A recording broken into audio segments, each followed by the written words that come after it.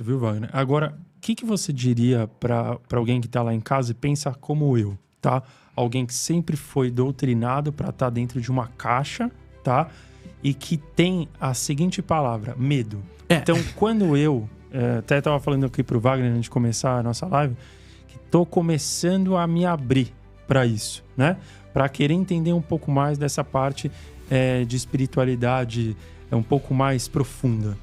Mas algo que me prende é o medo. Sim. De que a doutrina me passou que isso é coisa para não se mexer. Sim. Então, para a gente poder dar uma oportunidade para quem está lá em casa, para mim, para tantas outras pessoas que querem se abrir, independente da doutrina que elas seguem, né? Como se livrar desse medo? O medo é o que mais empata a evolução da pessoa. Por quê? Com medo você não dá o passo à frente. Ninguém com medo vai para frente. Você cria uma barreira cheia de coisas. E quais são os medos básicos que o ser humano tem? A gente, por exemplo, o medo do diabo, por exemplo, aqui no Ocidente. Tá só para pegar, porque no Oriente vão ter os medos das doutrinas deles. Certo. Medo do diabo, medo do velho do saco embaixo da cama. Isso é popular. E o maior erro de todos, no imaginário popular, nós criamos uma entidade para representar a morte, que é o grande medo. O que nós fizemos, Ricardo? Pegamos uma caveira, botamos uma mortalha, um capuz e uma foice na mão. E aí agora eu falo assim, cuidado, Ricardo, lá vem ela. Como se fosse uma coisa que vai vir te buscar. E isso não existe. Porque para desencarnar ou morrer, não precisa de algo te buscar, basta nascer. Porque só morre o que está vivo. Eu costumo dizer que o maior ceifador que existe é o nascimento. Porque quem se submete a nascer um dia tem que ir. E isso não é doutrina, isso é natureza. Então, quando alguém toca num tema que esbarra na questão da morte, a pessoa gela. Porque no imaginário popular ela está toda carregada de medo. Não fala essas coisas. E então são coisas colocadas como arquétipos de medo. Medo da morte, medo de algo invisível te agarrar, medo de você se perder. São os medos naturais diante do desconhecido. Por isso que no passado você tinha no Velho Egito, na Velha Grécia, por exemplo, as chamadas iniciações, onde as pessoas iam para dentro dos templos, já que a temática espiritual não era falada em aberto.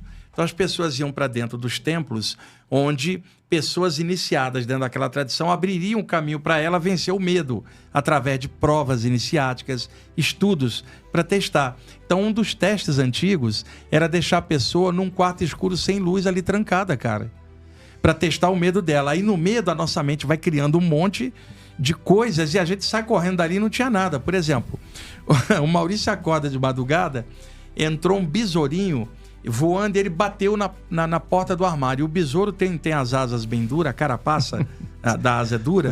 Ele bate, o Maurício acorda com o barulho assim, tleque, que é a batida dele. E aí o besouro cai no chão e faz tleque, tleque. O Maurício acorda apavorado, fala, meu Deus, tem algo aqui. Era um besouro, cara. Outra, no escurinho ele acende a luz e fala, tinha algo aqui. Aí ele acende a luz, porque pintou o medo desconhecido, ele acha que tem algo ali.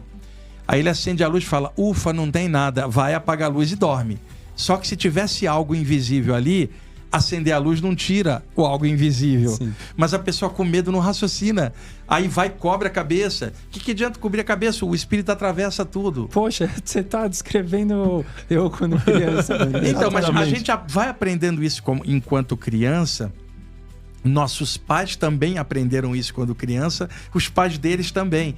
Então não é nem por mal, é simplesmente condicionamento cultural. Então a melhor maneira de quebrar o medo, principalmente para tornar o que é sobrenatural natural, é a leitura dos livros que tratam desses temas.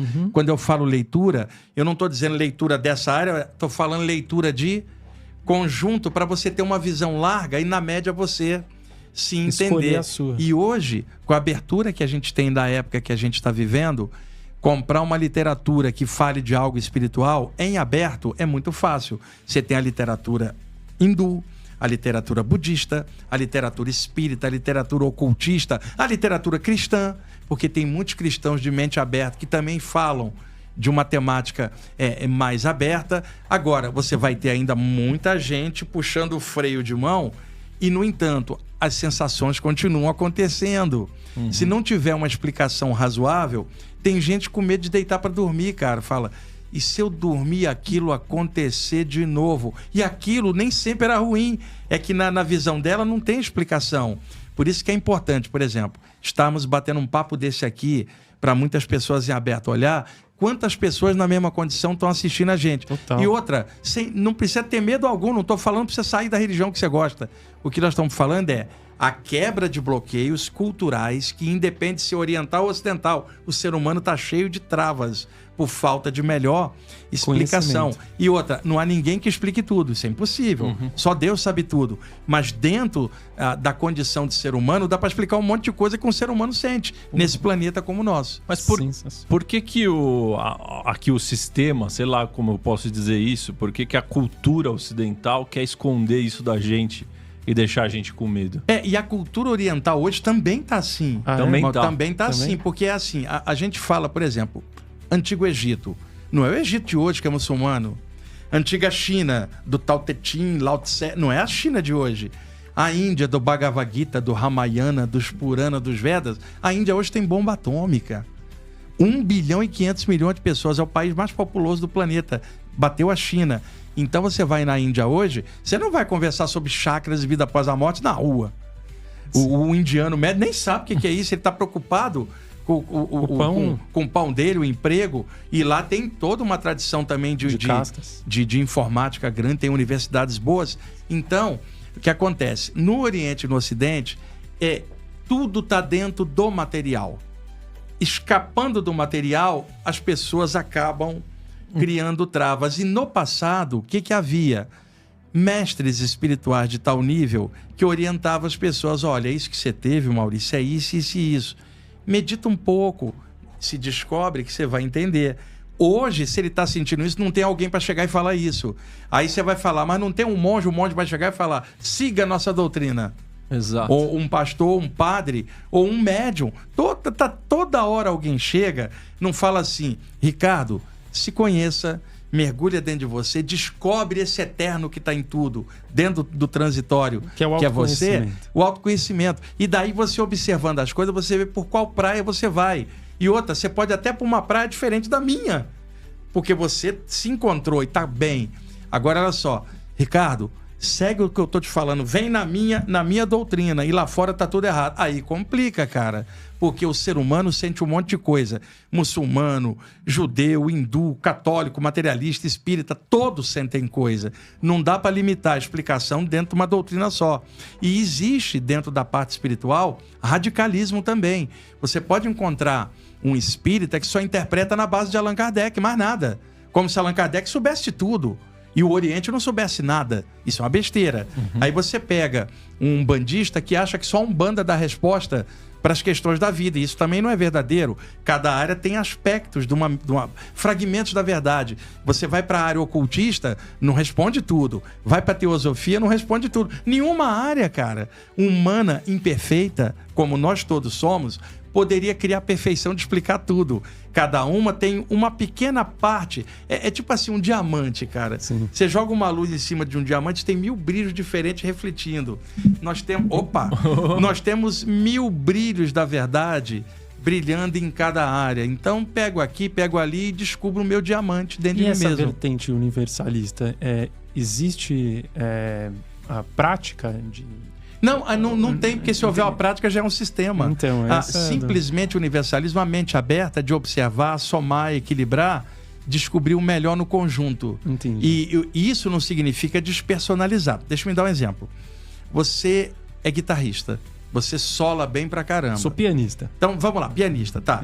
Você é pianista. Você faz solos ali lindos. E eu gosto muito de pianistas. No rock progressivo tem o Rick Wakeman, cara, que é... No Genesis tinha o Tony Banks e esses grandes tecladistas da área que eu gosto. Na música clássica... Do jazz, então. Né? Então, por exemplo, você tá ali. Então, você tá acostumado a fazer o solo que você quer, seguir do jeito que você quer. Um dia você entra numa banda. Aí já não é mais o teu trabalho solo, é o conjunto com a banda. Fala assim, ele é guitarrista, eu sou o baixista. Por que só tá tendo esse teclado aqui? Vamos equilibrar o som. Vamos aqui... Agora você não está mais numa carreira solo. Tem nós, é um conjunto. Então você começou a trabalhar em conjunto porque você está dentro de uma banda. Então, o universalismo de uma banda não é a carreira solo de um músico só. A mesma coisa espiritualmente. A gente pode estar dentro de um conjunto sem... Por quê? Você está num conjunto, mas você não perdeu a tua capacidade de pianista. E você continua gostando de piano, mas ali o som é conjunto. Tem que tocar conforme a música. Tocar conforme... E outra, vão existir outras bandas muito boas tocando outros estilos. E você não vai poder dizer que só o estilo da tua banda que está certo e as outras estão erradas. E hoje acontece. O universalismo existem várias bandas boas de estilo diferente. Você acabou de assistir mais um conteúdo da Cognição Cósmica, mas a jornada não termina aqui. Inscreva-se no canal e ative o sininho para continuar explorando os mistérios da espiritualidade, do universo, da mente e da ciência. Deixe o like e compartilhe este vídeo com quem também busca respostas além do óbvio. Assista o vídeo que originou este corte na sua integralidade e prestigie o criador do conteúdo. Sua próxima descoberta pode ser o início de um novo ciclo em sua vida.